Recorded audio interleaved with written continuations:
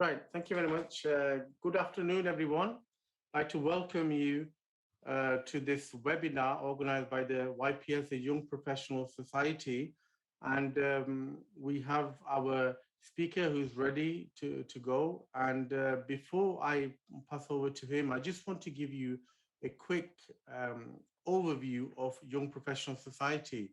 YPS was set up to help young people with personal and professional development.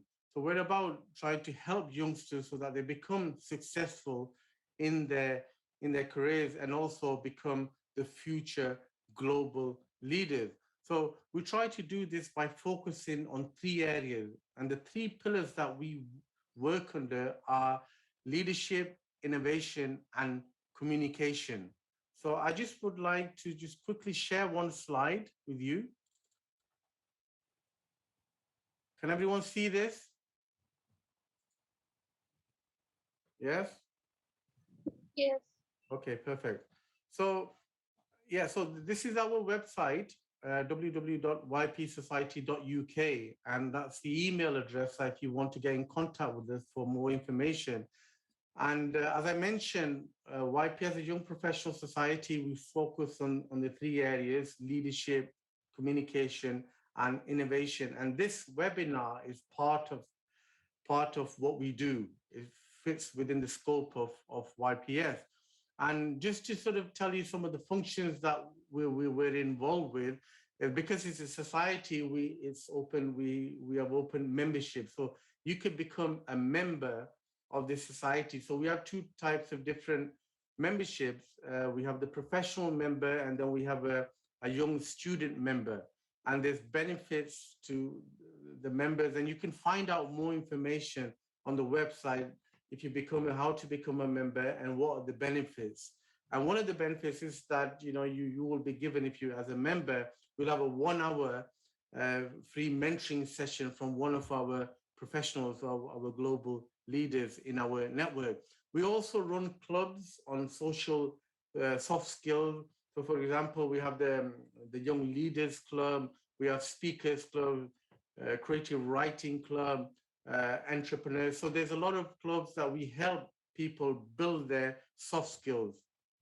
And these clubs are actually run.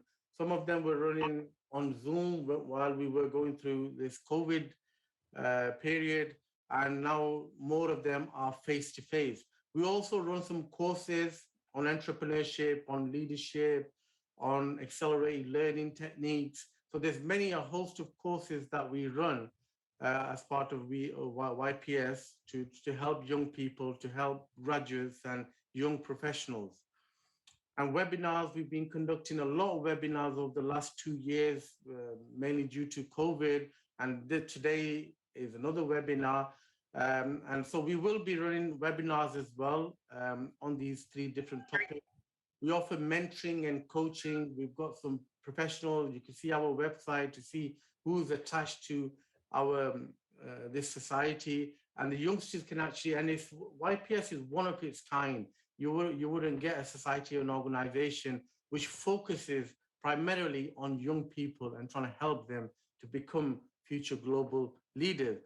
And there's networking. So if you get involved and become attached to this YPS, you will get to network with the best people in the world. We have competitions as well, publications, awards, and honors. So we recognize excellence amongst outstanding youngsters. So one of our major awards is a Young Leaders Award, which has been running for 3 years. And we have a criteria. You can find more information on that on our website. So even this year's winner was announced a few weeks ago. Is Dr. Tabish from University of Oxford. Prior 2 years ago, we had somebody from the University of Cambridge. Now, these awards are open to anyone in the world. So yeah, do look into our website about these awards and get nominated or self-nominate yourself, and would be happy to receive your nominations. We also have Leadership School, which this is like a 1-week thing where we take youngsters, young professionals, and help them become and develop leadership skill. So I think that as I said, the website is there. You could go and find out more information. You have the email address as well. If anyone wants to find out more or become a member or so, you can become a member by going directly on there and going to the membership page and filling the form in, and you'll be part. And there's so much things that you can actually benefit. We have a conference, the Young Leaders Conference, which will be held in August this month, this year in Manchester, and we've got leaders, world leaders who will be attending, politicians, barristers, academics, scientists. So there's entrepreneurs. So it's a golden opportunity for young people to attend this conference and take part. So again, about the conference, you can find out on the website. So I think I've done enough of the talking. We've had more people joining us. So if you're joining us now, thank you very much for joining this meeting on Zoom, and also people who are joining us or watching the Facebook Live, the feed on Facebook. I'd like to welcome you. And if you've got any question, please do feel free to type in the chat box or in the Facebook comments section.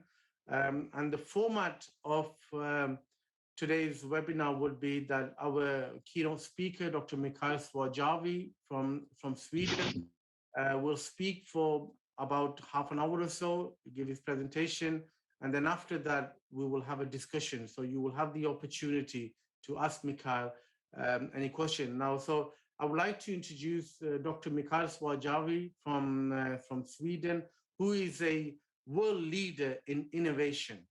And he's been involved with a lot of projects, international collaborators, invited speaker in many conferences around the world. And we're very pleased and grateful to Mikhail for giving us this opportunity and giving us his time to share his experience with all of you. So, Dr. Mikhail, if you should be able to share your screen, you are a co-host. Over to you. Yes, so thank you very much. So yes, being innovative is actually trying to do many different things which we have ideas about, and overall, if those ideas succeed or not, it depends on the collaborations and also the network which we have and so on. So that's why the Young Professional Society is a very good platform for exchange. Now we have an opportunity to meet and discuss like here. I will present some things initially, but the most important part in these type of activities is usually the interaction. So that's why we want to have an intense question and answer about what I have presented, but also other things. So feel free to ask questions and so on. And this is extra important because if we will solve the climate crisis and reduce the energy needs and so on, then we need to look into the year 2050. And year 2050, I will be like more than 80 years old, so I will not contribute so much then. So the actually most contribution until that year is coming from you people who are young PhD students, and I think there are different ages here. So our purpose is to, as much as possible, to inspire, share our knowledge, inspiration, and so on. So you can do the fantastic things for the future and save the world when I'm old and so on. So now, what I will do now is to share some inspirations. I have various experiences, so I can talk tens of hours about these things, but we don't have tens of hours. So I will give a little bit flavor of my thinkings about innovation and how to encourage you, because you will make the changes and so on. So it will be a wild tour during my life about some experiences. I will start with sharing the screen. So now you should be able to see a screen. Let me know if there is a problem. So my name is Michael, and I am from Sweden, and I am located in the forest of Sweden. So I'm working from here to anywhere in the world. And this presentation is about how to innovate. And of course, it's super difficult to say how to innovate because everything is so case dependent, people dependent, and so on. So there is no recipe for these things. So what I will do is to give some of my advices, my recommendations, and this is towards the young people. So you dare to do more of the things and do fantastic things in the future. And let's see here. I have also been young. So as a student, I was studying the applied physics and electrical engineering, and that was my background. And I happened to become naturally interested in the semiconductors, new materials towards electronics, and more specifically, the growth of these materials. So that's how I came into this business. First research, and then innovations, and then startup companies, and then collaborations worldwide, and so on. So that is the part which I will take examples from. And as young people, then we don't hesitate to try things. So this is actually a picture of my son when he's trying something new in a combination of way. And this is the spirit I would like to recommend to have, to try to do these things, to test things, and don't hesitate. And if you look into some of the examples from fantastic findings about novel technologies, they come from materials which sometimes were just forgotten in the lab. And then over the weekend, something happened and a new discovery was made. So it was not a plan, it was basically a failed experiment or so. So this is one of the recommendations which I would like to say, that try things. And if you are a PhD student working with experimental stuff, try, but don't break things. And then there might be some things which emerge from those studies or not. But overall, this training is it's a training for us when we try things over time. So to give you a flavor of what is happening, what is the tendency in the world about innovation, I can take the example of the LED. So today we have LEDs all over the world. So it made its entry and it's saving tremendous amounts of energy. And this we all know about. And if we go back like 40 years in time or 50, then it comes from fabrication of a material, the nitride material. And at that time, there were no systems which you can just buy. So it was homemade system for making good quality nitride material. And then they had another system which they made to get PN junctions, so you could start to have the light emission. And that was also a homemade system which was made. And then you started to have blue light coming out from the material. Of course, that's a lot of research and innovative steps and so on. And over time, this resulted in the Nobel Prize in Physics for the blue LED in 2014. So that was more than 30 years of work before it came to this level. And today, you are not using the LEDs only for lighting, it's also used in arts. So you can have various wavelengths of the light to illustrate painting in different ways. So then you have different experiences just by looking at the painting when you have different light angles. And this is due to the specific light of the LED that is more direct than the light bulb and so on. So it found its other avenues and the original intended. So the original intention was to have blue light from nitrides. And then they added phosphor so they could have white light, and it became an LED technology for general lighting. And then in addition, it came to this arts and design and also buildings. Now, if you go to the city, you have a lot of lights and they can change a lot and you can do things. And this is because you don't need so much energy to use the LEDs. So then it became in design and building and cities design. So that was the outcome of the white LED from its background. And what is happening now is that these research and innovations, they want more. So I was at the talk by Professor Amano, who was one of the Nobel Prize winners, and he described that, yes, they have this nice key enabling technology, the white LED, and now the investors and government, they want more. So, but they don't want to wait more than 30 years. They want it in less than 10 years. That is, he said that this is not impossible. This is not possible, and so on. So then they started the program, and the program is basically about the students who want to be entrepreneurs. They are encouraged, and the students who want to reproduce the research findings to production, they are encouraged.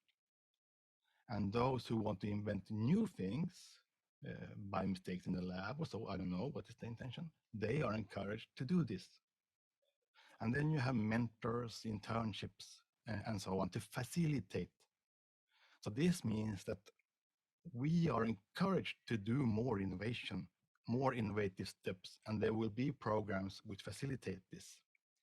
So this means that if you personally has a goal in some way, production or invention, you should target this and follow this because it will be encouraged in some way.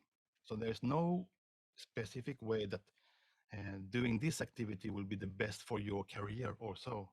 So you can actually focus on doing what you want to do, and in some way you will have a nice career for these things. And then when you're doing your own interest activity, you will have more ideas and there will be more innovations and inventive steps because you cannot stop think about these things. So for you young people, have this goal and then go for it. And if we talk about the future technologies, what is happening, there's a similar tendency. So if you happen to have heard about graphene, I will not go into detail, but this is the carbon atom, which is in one layer, so that it becomes two-dimensional material, and then it has quantum effects and such things. And the combination of those properties with the carbon atom properties, it gives rise to many, many, many different unique properties. So it's super interesting material, and European Commission and the whole world is studying this. So there is a graphene program, a flagship program. So like European Commission takes 1 billion euro to put it into the graphene research for it to go to market. So there's a plan that we don't want to wait 30 years for these things to happen. There is a plan that this 1 billion euro should kickstart the fabrication of the material. We should go into devices and we should go into the systems in 10 years. And after that, it should be self-driven. So this is, in the innovation system, this is encouraged more and more, which means that if we have ideas and innovations, they will be useful in different ways and there will be more interest in what we are doing. And it's not only the LED or graphene, it's various types of innovations which are needed. So this means that even unexpected ideas, they will have usefulness somewhere. So again, this is an encouragement to you that you will, if you follow your interest, and even though there doesn't seem to be a market or anyone interested in that at this moment, maybe 2 years later or 5 years later, it will find its unique position and being used somewhere in the world. So doing these things, here's an illustration of that there will be barriers which we cannot predict. And like in case of materials, we don't know where they will come from and we will be a little bit frustrated when these things happen, but we will overcome them. And also there will be failures in different ways, so we are a little bit shaken in our development as young people and our careers, but that's fine because we are learning from these. So whatever happens, it's a learning stuff. So if we fail with something, it has its purpose because you're growing as a person once you try to think and solve this. And even if we don't solve it, we have made an exercise. Then we use our experience into the next case and so on. And this happens in the research and innovation. In the beginning, it's so super exciting, like you see here on the left side. There's a lot of interest. People say that this is a breakthrough finding and so on. And so there's a lot of interest in the beginning. And when it's time to reproduce these things, then not so much things happen. We try different things to repeat it, make the same property every time, so we come into production. And that's usually many years, at least when it comes to material. Maybe if you're in IT and so on, there will be other things which goes faster. And then it takes a few years to come into the market before it becomes a real business. So here in this lower part, there is like a dip. This is called the valley of death. And that one we will experience. But if we are understand that we need many years of these things to solve them, it's fine. It's a part of the plan. So again, if we have our goal, we focus on what we want to do and target in that direction, it will be fine. So this is again an encouragement that don't give up on things, because this is a natural part of the development, especially when it comes from material. And my background is materials growth and so on.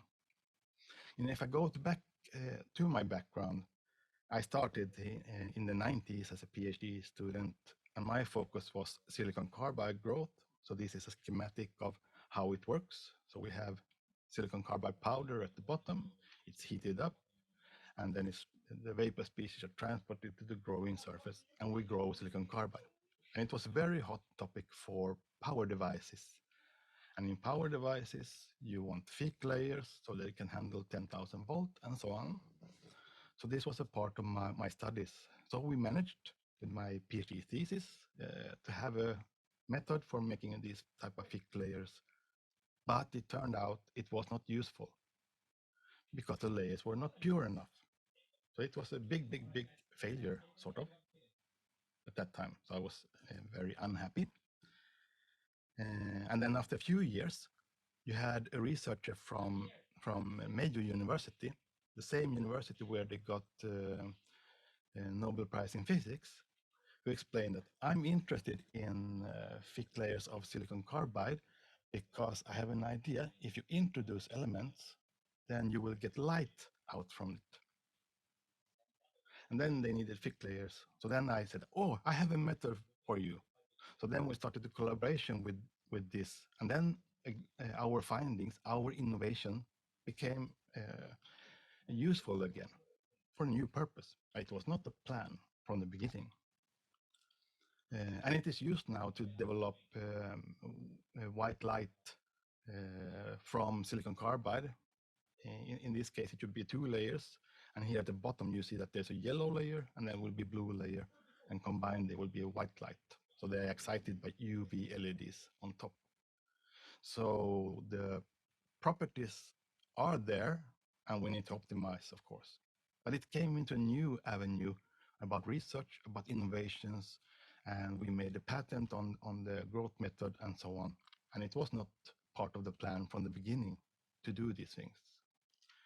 And the other nice thing is that we started to have collaboration together. So with Bayer University, and then we initiated a Nordic collaboration, including Germany, and we started to have many more friends. And when you have more friends, you do more things together. So here on the top figure, you see me on the right side, and then Satoshi Kamiyama, who had this idea. And then you have Isamu Akasaki, who was one of the Nobel Prize winners. So then we came into new avenues, and when people meet like this, it can be either online or physically, then there are many different types of ideas. And then we come into new ideas. And as an example, I can say that the HINO, who was one of the collaboration partners when we started, uh, who studies the optical properties of the material, she had an idea about taking silicon carbide, and then we can use that one. For example, if you have a laser light, the silicon carbide has such properties that it will give rise to several wavelengths, which means that in communication or data traffic, you have one signal which is split into many. So actually the data traffic can increase a lot. So instead of having 1000 gigabit per second, you can have 1000 terabit per second in the ideal case. So then we came into another new avenue from innovation just by the collaboration and doing the things we were interested in. So I'm doing growth, Ian is doing optical properties, and so on. And that was not the plan from the beginning. So in some way, when we start with some things like you see on the left side, we have an activity, there's a collaboration, something happens, fortune comes in, and so on, then there will be cascade effects. And then they will circulate and come back and be useful in the future again. So a part of how to innovate is to actually do things, and if they don't succeed, they will have an effect in the future at some point. Some might not, but in many cases they will find, but in another area than you actually originally think about it. And the key for this, my recommendation is networking, collaborate. When you're at meetings, presentations are nice, but the actual new opportunities, they come from the coffee breaks, social meetings in the evenings and so on. And then you meet people who you don't expect, and then you start to talk, and then you find out that this thing which I did 5 years ago, it is relevant for this person. Why don't we collaborate in a new way? And it's similar with online meetings like this. I usually try to log in 10 minutes before, and then I chat with those who are active and so on. And that's why we have in this presentation, we will have it roughly half an hour, and then we have half an hour for questions and answers. And then it's an opportunity to discuss and share experiences. So remember that that's one of the key things for moving ahead with your innovations. And this is how I met Nazar.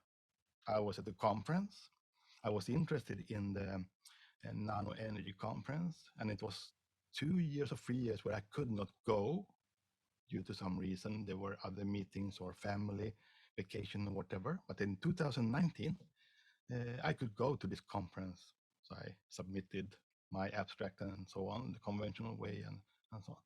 And when we sat there and talked, we came into that. Hi, Michael, I have ideas about innovation. I'm interested in that. Oh, that's nice, said Nazar. Why don't we try to have more activity in that? So actually, December that year, we had an innovation session at the conference to discuss this innovation stuff. And then we meet even more people. And that's why I'm sitting here today, because I met Nazar, we discussed, and now we have joint activities. So it is a lot about meeting people. So if you feel uncertain about your future, which of course is natural, then it is uncertain. But if you move ahead, you will resolve things and find new partners and friends and colleagues and opportunities. But that comes from the interaction. Nobody will call you in the office and ask you to collaborate or make a business. No one will come and knock on your door in the office or ask you to collaborate. So this happens at conferences, networks, events, and other things. So it's very good to be very active. And if you feel confused like this, then it is natural. And when you're young, you're even more uncertain about things, but it's fine. It's a part of the process. So I just encourage you to continue to believe in yourself, and then there will be good things happening. And if you look into the how to think about innovation, then it's not a plan, it's about perspectives. And if you have a finding, if you have produced something, maybe this is what you think someone would like to have. But what actually someone would like to pay for could be something else from another point of view. So it means that we have to be open with our perspective. Try to think in other ways to take in new avenues. For example, we have one participant here working with global health. So if I would think about my technologies, how to relate that to health, then we could maybe, for example, develop technologies. And if we have the global health in mind and we discuss, then we can find out that here there's a need for more technologies due to this different aspect. And also, depending on the view, is another view from the same. I was very creative when I took these photos. You can have different perspective from the different angles and so on. So that's the purpose of this, at least the attempt of to illustrate this with these photos, which I took maybe 20 years ago. And this is another example. In this picture, it looks not very like a reality because it's one deer. So one can say that this is not real. It was, let's say, it was a made up picture, but it was a real picture, which I took. Here is, you see the first picture. It was 4 pictures taken very fast and so on. Also, then it became into this reality, sort of with this picture. So it's a real picture, which is not made up and so on.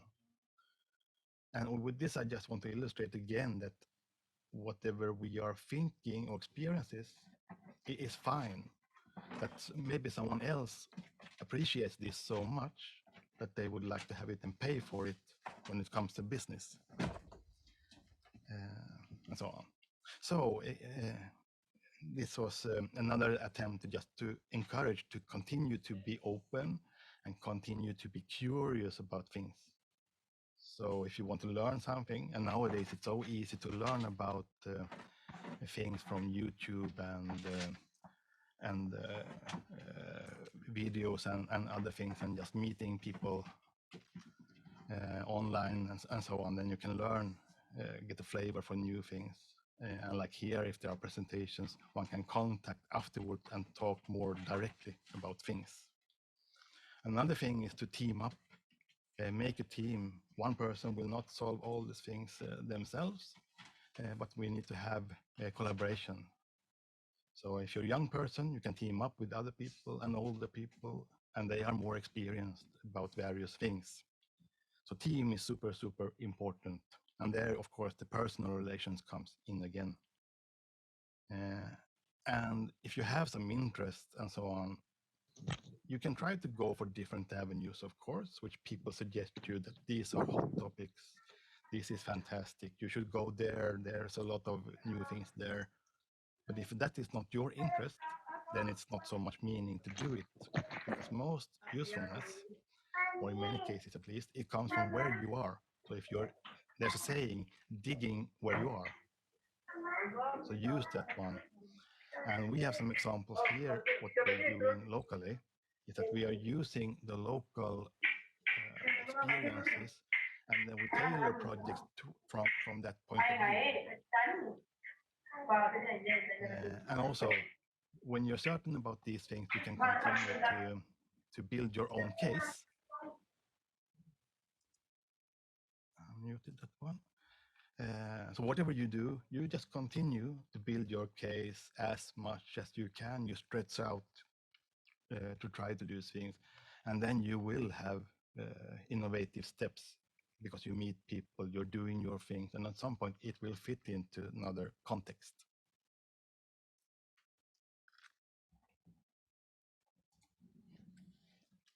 So everything is not just black and white.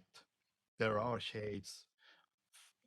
If you try to mentally be open for these things, there will be some new things which you did not think about.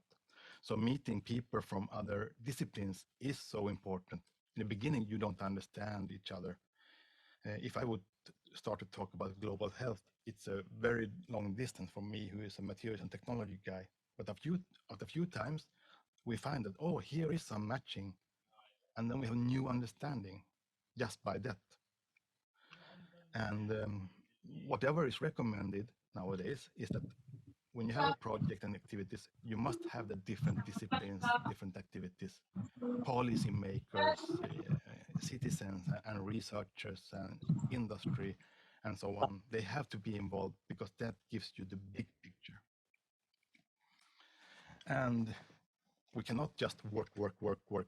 We should also have fun and enjoy the ride. And when you're young, you enjoy the ride quite naturally. But also when you're older and adult, you should continue to have fun and enjoy the ride. So this is, then things will become much easier in some ways. So we have to be serious with what we are doing, but still enjoy to do the things and so on. And this is when you're super happy about what you're doing. I happen to play guitar also, and this is my daughter. So then when you're lucky enough to do the things you're interested in, then there will be so much things happening because you cannot stop thinking about it. I was doing gardening before in this lovely spring afternoon in Sweden. And then in background, I'm thinking about some of the things. Even though I'm not intentionally thinking about it, I do it because I'm genuinely interested in the things. So with that, I hope I have given you a flavor of how to innovate, because this is basically encouraging yourself to do things. There are no recipes and so on. And over time, we will actually have more focus, because now I have talked about some examples from LEDs, and we have research, and we are doing research in graphene and nano and other things and so on. And I could not cover this in like 30 minutes presentation or 40 minutes. So we will have a 3-hour course in April 23, which is will be at 11 a.m. UK London time, and it will be a 3 hours. And then we'll go into more detail, and there will be more interactions. So there we will talk about the graphene and how it was researched, how it came about those things, and that it can be used for the processors as well as composite materials for making new things. So that's the broad avenue and innovation. And I have seen the graphene flagship being born. I've seen it in the Swedish national program on graphene. It's an innovation program. So there I will share my learnings in more deep detail about the things. And also one of my colleagues is very active in graphene, and this is now used for textiles to heat up and so on. And he was in zinc oxide before, not in graphene. So he made a new career and is doing fantastic things. So this is Eric Karnowski from Graphene. And I will talk about also other avenues in cubic silicon carbide, which is very difficult to grow, and technology transfer, experiences, and so on. And entrepreneurial research, because research today, it's very difficult to just be academic. We need to motivate why we are doing this and how it possibly can contribute to sustainable goals for the year 2050 and so on. And there are examples from silicon, how that evolved from small areas. And the motivation was transistors. And due to the transistors, solar cells could piggyback to make motivation. And now what is happening is also there's a fossil-free steel by using hydrogen, which is produced by renewable energies. And that will also have motivations about how to lower the cost due to large area storage. And then you can have alternative technologies which convert hydrogen. They can motivate themselves. So here is one of the research areas by Muhammad Imran Ashkar at Aalto University as an example. So those things we discuss more, how other things benefit from other things happening. And with this, I hope I've given you a flavor and inspiration. And now it's time for the interactive part. So either you can put the question in the chat, and I think we can also have that you unmute your microphone, and I want to have a question and answer part and discussion point. Okay, thank you. Thank you very much, Mikhail. I think before we go on to this Q&A session for discussion, Dr. Mikhail mentioned about this course on innovation on the April, what was it, 22nd, 3rd or so? 23, Saturday. Yeah, Saturday, 23rd of April next month, 11 a.m. UK time. So people who are interested or who will want to take part in this course, please do in the chat box, or you can email us. If you could put your name and your email address, we will give you more information. So like I said, Mikhail is a leading expert in the field of innovation, and it's a great golden opportunity for people to actually take part in this course. And then we will have many other courses as well, but this is like a 3-hour one, and it'll be held on Zoom. So it's an opportunity for people from around the world to actually, join on Zoom and take part in discussions. So we'll have some breakout rooms as well, and some activities. So it'll be fun learning, and it's really worthwhile. So I think if people who are joined us on Zoom, or who are following us on Facebook and want to take part in this course, then please do, as I said, in the chat box, or email us as well, and we'll give you more information on that. Thank you very much. So I think I will pass over to Professor Waqar Ahmed, who is the president of YPS, the Young Professional Society, and also a professor of nanoscience at the University of Lincoln, to chair and conduct this Q&A session. Professor Ahmed, over to you. Hello, thank you, Mikhail. That was a fascinating presentation. I really enjoyed it, and you really highlighted the importance of innovation. Perhaps I can start with the questions, and then we'll ask other people. So the first question I've got is, what is the ideal age to start when to get really good at innovation? What's the ideal age to start? I think this is very personally dependent. And when I have been like on LinkedIn, which is a very good platform, then I have read examples that there were some very young people at even age 7 who made a startup activity. And that is of course extreme, but due to her interest, she came into that. And also, if you look at this, there's this chicken company who are selling these things. That guy made a lot of failures in life and got fired and so on. And when he was like 65, he started that activity and became very rich. So everything is about learning things, and age-wise, we have an age, but in our age, we should also meet someone at the right time. So when there's a matching, and that creates the opportunity. So I think just follow your own feeling and age, and don't get frustrated if you are 30, 40, 50 and have not succeeded with doing something fantastic, because your time is coming. Like in my case, I have done a lot, and this fluorescent silicon carbide research, that will probably not happen, but it was a great learning for me. So now when I do other things, I have come to the right age. Just follow your own age maturity, sort of, how to call this.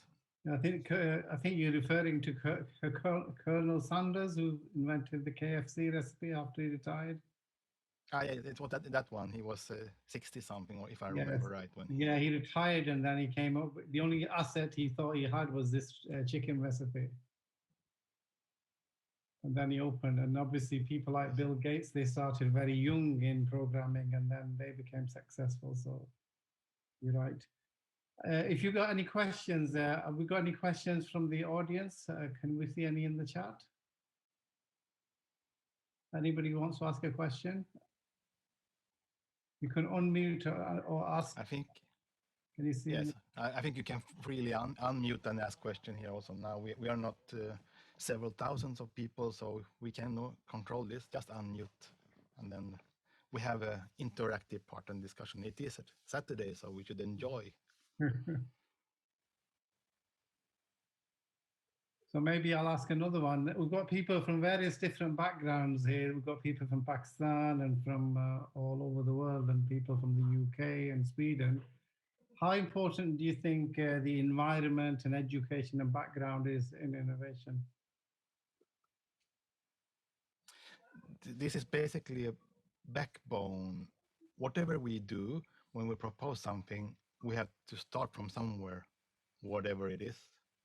So if I have certain knowledge, I can use that, say that I have this knowledge, I want to try this. It becomes a natural next step. But it doesn't mean that we need to educate and go all the educational steps to be the most brilliant educated person. There are also people who learn, drop out from school, and then they learn and start their business based on their personal experience. But then they have been doing something, and then they build up knowledge and self-confidence and propose something. So I think it's more important that we have built up activity so we feel confident that this is what I want. And when you know you want, then you're more focused, then it's more impact in the next steps. We have a question in the chat. Ali Mayu, do you want to unmute and ask, or shall I read the question? I think there's a few questions then on the chat box. Yeah, so one of the questions is, how do you find the money for innovation?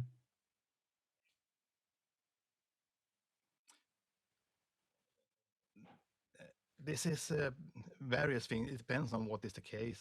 Like in research, we should try to use the soft funding, meaning government and funding, as long as possible, not go for investors, because then at some point it will be the wrong road.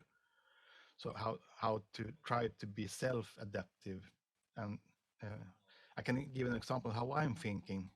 When I started my current company, where I'm now living, I did it on the side. So it doesn't mean that we need to just jump from 0 to 1 when making an innovation or starting something.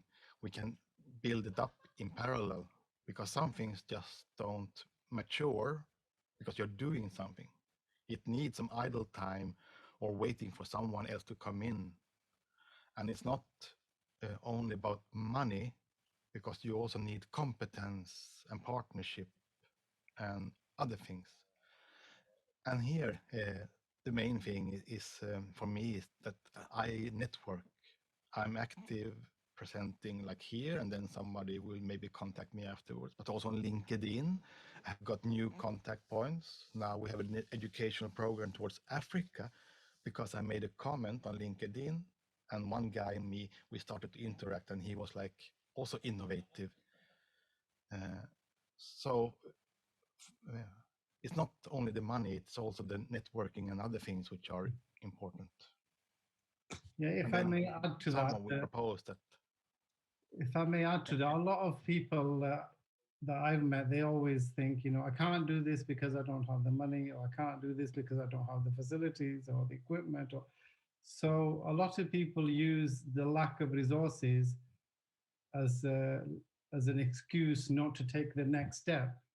Whereas innovators, they don't just focus on the lack of resources, they are resourceful in trying to find the people and whatever they need to innovate. Would you agree with that?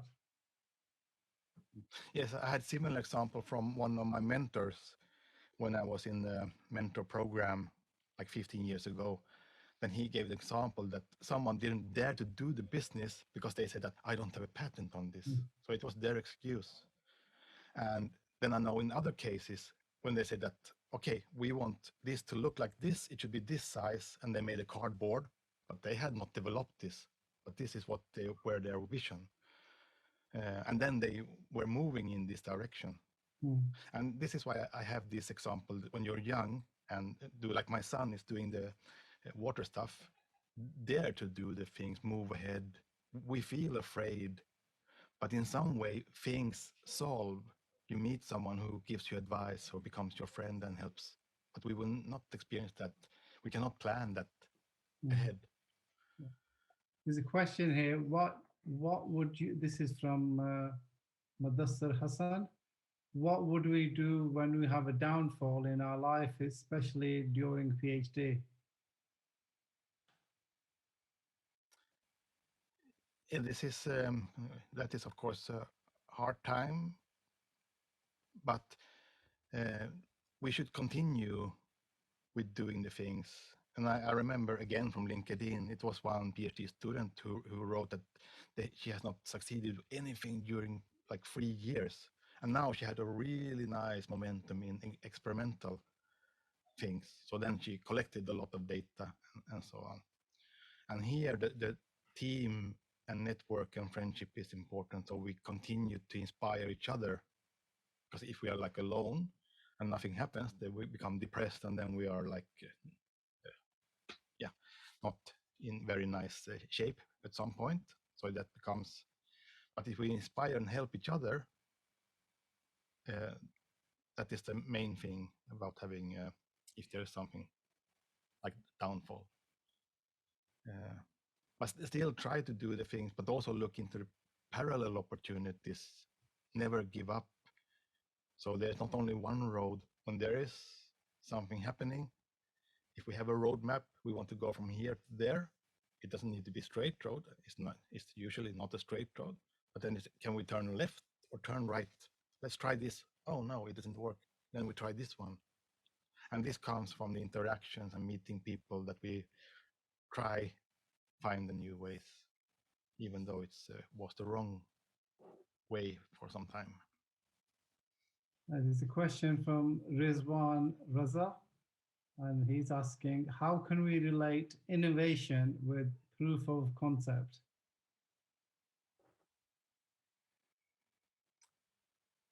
Yeah, this is basically when we have one innovation, then we demonstrate this in a relevance.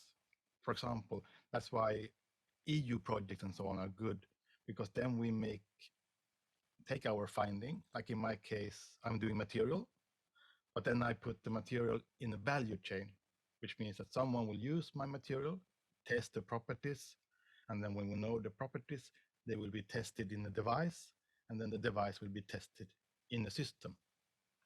And when we can show that this value chain works, and then we take it to higher level of maturity, so to say, we can do this in projects.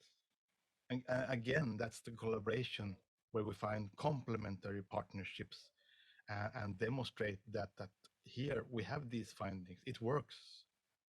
And if you look at the technology readiness levels description, there's 1 to 9, then they have first idea, next phase, proof in lab, and then come proof in relevant environment. And that comes from when we propose projects, and everything will not happen in one project. We need a continuous next project and another one in order to go to higher proof of concept and validation. And this is again, when we are collaborating in a nice environment with nice complementary things, like my example, that's why I gave this one. We start with something and then we continue to collaborate. And if we are not nice people in some way or don't collaborate genuinely, then we will not propose a next project. But if we have nice collaboration, nice complement, we will propose a next project, and then it will increase the maturity of it and come to more proof of concept. And the final proof of concept is that when someone actually buys these things and it starts to have, but it takes time. It's many years, at least when it comes to technologies from materials. Thank you. And I think I saw a hand up. Who had the hand I think up? Salia had a hand up. Salia, please, could you go ahead and ask the question?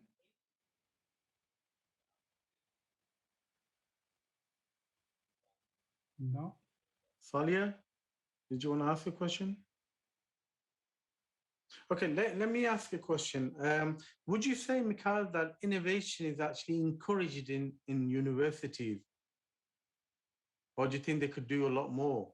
I know some people in certain institutions, like in University of Cambridge or so, where PhD students have gone there to do the work, and because they were involved with innovative sort of research, they ended up sort of spinning out a company in that, you know, before completing the PhD. Would you say that all universities are encouraging, or they need to do a lot more? They need to do a lot more. I'm sure all of them, maybe there are some nice examples. But in general, one problem is that we start with research, we have research activity, we make papers, that's very nice. And then we have some finding and we make a company. And this is in the topic, we're doing research. And then, at least in Sweden, there's this discussion that when you get research funding, does this favor your company? Are you using research money from taxpayers' money for your company? So there's universities are afraid. So they ask about this question first instead of looking into the opportunity. But now there are also programs and facilitation of entrepreneurial universities.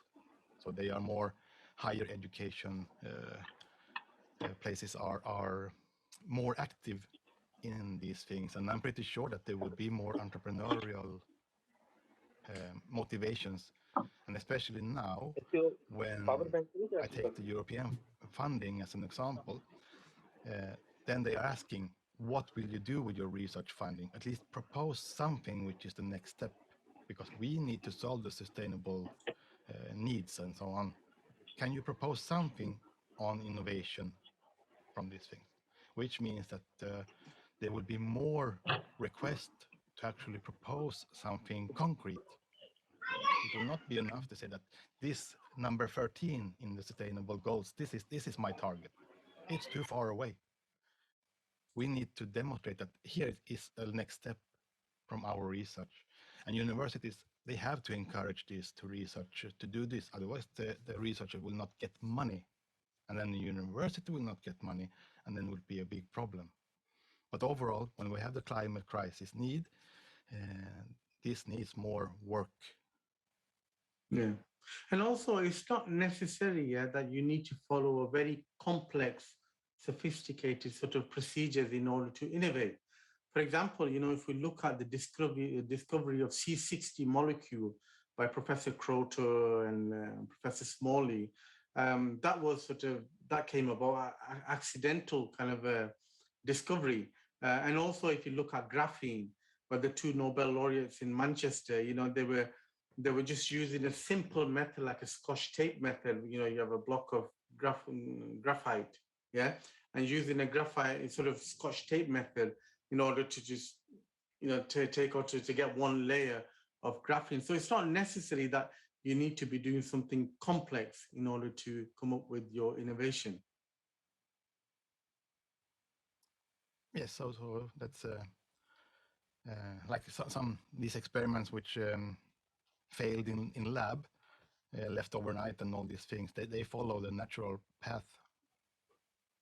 And in many cases, the successful business comes from something which is fairly simple. It's not the most complex thing which makes it to the market and so on. And there we can have guidelines. There's a question also about the theoretical and experimental research, if they have to have the same scope and importance. Of course, this is then case dependent and so on.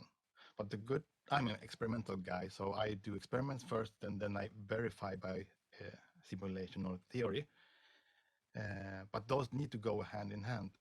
But in many cases, you can also, if you have many parameters and things, you can screen these things from the theory to say that these 4, 5, or 50 make sense. These don't seem to make sense.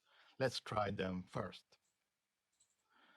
And if we're looking into the future, what could be done is that we have so good theory simulation, we put it in the model, There's a lot of data. We apply that to the production, and then we make a digital twin of all these things. And then we can combine things in the digital twin world to test things on the system level, not only individual molecules or atoms or some basic functions. We can do this in the big system, like a matrix type of thing. So this will come more and more when we have the artificial intelligence and all those steps towards digital twin and so on. And at the end, we will measure all the properties and are aware of them when everything develops. So that will be a part of the happenings in the year 2040, 2050, which is difficult to imagine, but this is coming. So then the theory and simulation will be an important part. And it's interesting to note that you put a lot of emphasis on people to network. You would ask them to network and to collaborate and form a team, and that is very, very important.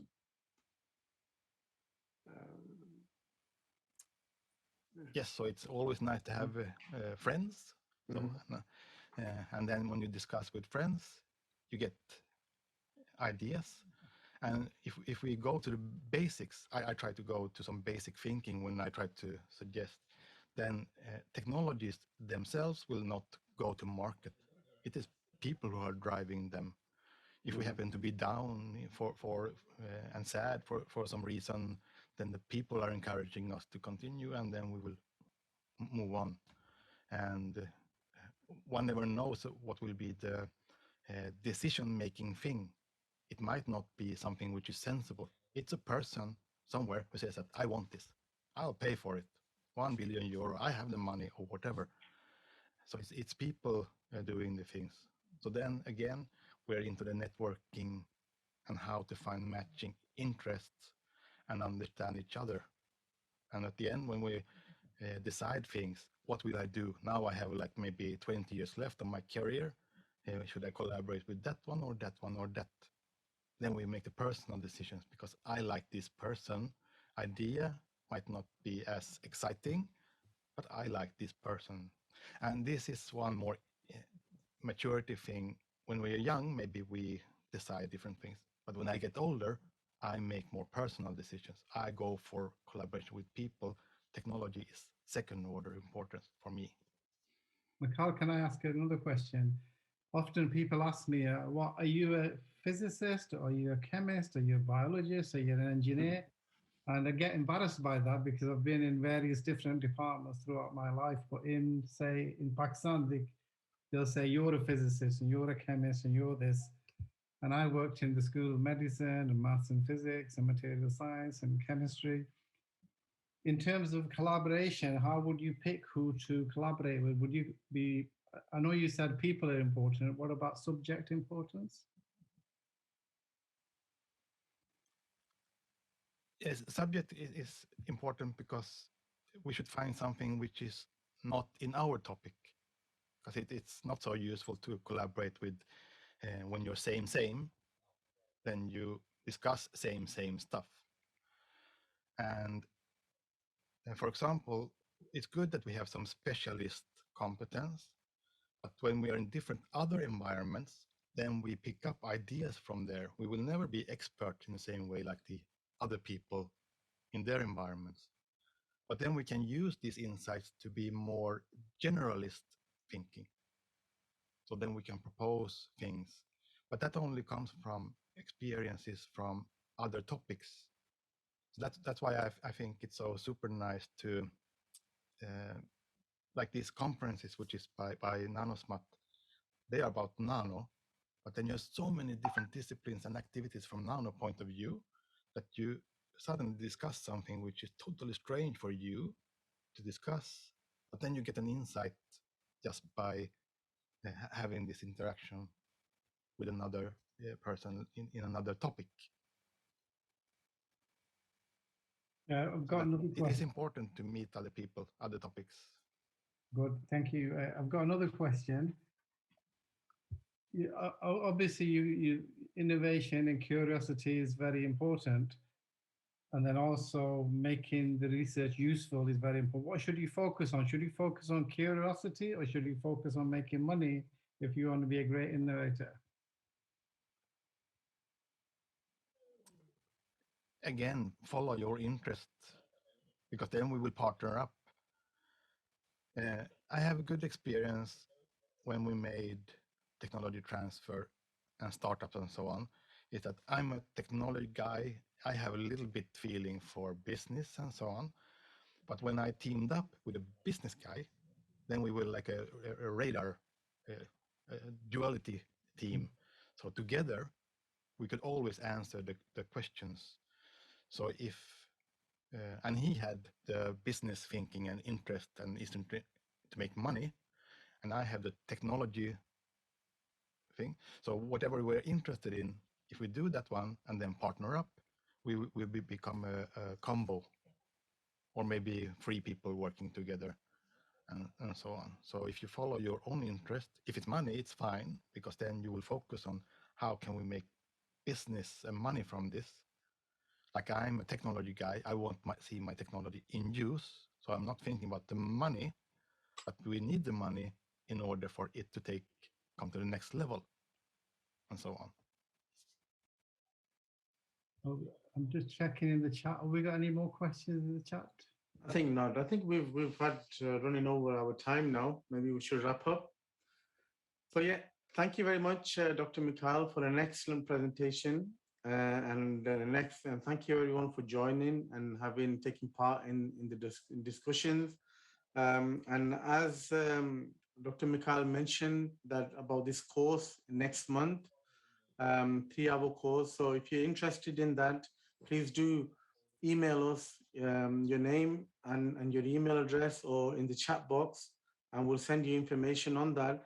And also, Dr. Mikhail will be attending the Leaders Conference that YPS are organizing on the 6th of August in Manchester. So this year, in a few months' time, on the 6th of August. So if you want to meet Dr. Mikhail face-to-face and ask him questions and to network and work on any projects or any collaboration, then it's a golden opportunity. I know we've just coming out of COVID times now, so it's okay for people to travel, and so it'd be a great opportunity, chance to meet Mikhail and a host of other global leaders in different fields.